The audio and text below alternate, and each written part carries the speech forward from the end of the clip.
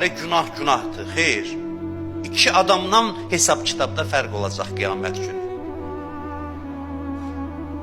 İki adamın hesab kitabında fərq olacaq. Biri bir günahı 100 dəfə eləyəcək, bir dənə istiğfarla bağışlanacaq, biri bir dəfə eləyəcək, bağışlamayacaq. Onu Allah bilir ki, kimə nə asandır, nə çətindir, hansı mühitdə formalaşır. Bunun hamısına hikmət lazımdır müəyyən eləmək üçün. Hikmət lazımdır bunu təyin eləsin.